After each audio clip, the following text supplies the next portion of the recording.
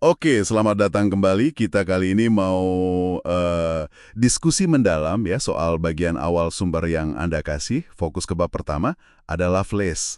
Ini kan ceritanya soal inovator era digital, tapi kita mulai dari abad ke-19, dari Ada. Gimana sih ceritanya perpaduan seni sama sains di dia itu jadi apa ya? Fondasi buat masa depan. Yuk, kita bongkar bareng. Iya, betul.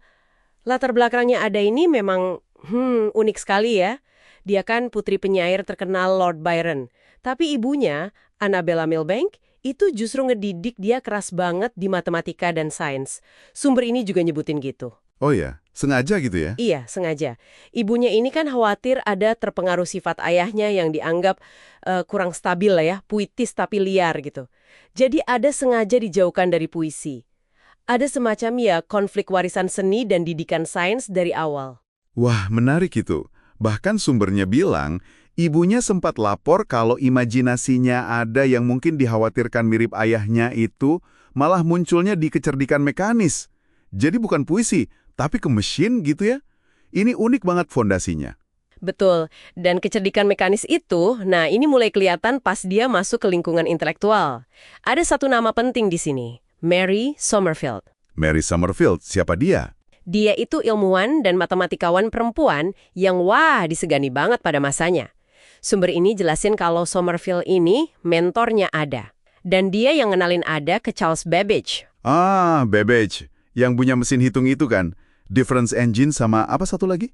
Analytical engine ya? Tepat. Nah, penting nih bedainnya. Difference engine itu spesifik buat ngitung tabel matematika, otomatis gitu. Tapi analytical engine, loh, ini lompatan besar. Ini mesin yang bisa diprogram. Konsep komputer serbaguna pertama. Babbage itu nyediain kanvasnya lah. Oke. Jadi Babbage bikin mesinnya, terus ada Lovelace ngapain? Tadi disebut soal notes ya, catatan tambahan gitu. Iya, notes. Justru disitulah kontribusi paling fundamental ada.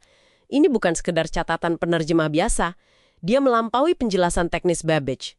Yang paling gila, dia punya visi soal potensi general purpose mesin itu.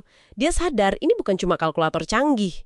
Maksudnya gimana tuh general purpose? Maksudnya, mesin ini bisa manipulasi simbol apa aja. Bukan cuma angka. Bisa huruf, bisa not musik. Pokoknya apa aja yang bisa direpresentasikan secara logis. Dia pakai analogi apa ya? Alat tenun Jacquard loh, yang pakai kartu bolong-bolong buat bikin pola kain rumit itu. Nah, mesin Babbage ini bisa menenun pola aljabar, gitu katanya. Wow, gila sih. Itu kan tahun 1840-an ya. Melihat potensi komputasi di luar angka ke pemrosesan informasi umum, jauh banget mikirnya. Banget. Dan ini bukan cuma ngawang-ngawang ya, pemahamannya itu dalam. Sumber ini juga nyebutin, ada itu nemuin kesalahan loh di contoh perhitungan bilangan Bernoulli yang dibikin Babbage sendiri buat mesinnya. Loh, serius? Dia koreksi Babbage? Iya, bayangin, nemuin error di kalkulasi serumit itu, ini nunjukin dia bukan cuma apresiasi konsepnya doang, tapi bener-bener ngerti detail matematika dan logika mesinnya. Gila, ini sih bukti dia bukan pengamat pasif ya.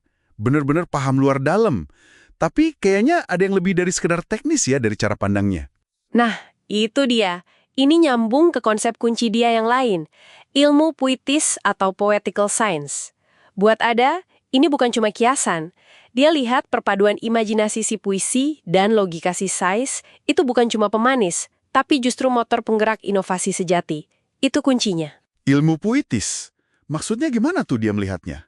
Dia sadar, tanpa imajinasi buat ngelihat potensi lain di luar fungsi hitung-menghitungnya, ya analytical engine itu cuma bakal jadi mesin hitung biasa. Bukan jadi gerbang ke era baru, era komputasi. Imajinasi itulah puisinya dalam logika mesin. Oke, paham. Jadi kemampuan melihat keindahan, potensi kreatif, puisi dalam logika mesin, itu yang bikin dia beda ya? Ini nyambung banget sama tema besar di sumber Anda, soal inovasi yang sering lahir di persimpangan seni dan sains itu. Imajinasi puitis bisa ngelahirin wawasan yang, ya ampun, jauh banget melampaui zamannya. Dia ngelihat ada jiwa, ada potensi transformatif di mesin yang mungkin orang lain lihat cuma sebagai tumpukan logam bergerak. Dia nanam benih era digital kita sekarang. Jadi kalau kita tarik kesimpulan nih, apa makna warisan Ada ini buat kita sekarang, menurut sumber ini?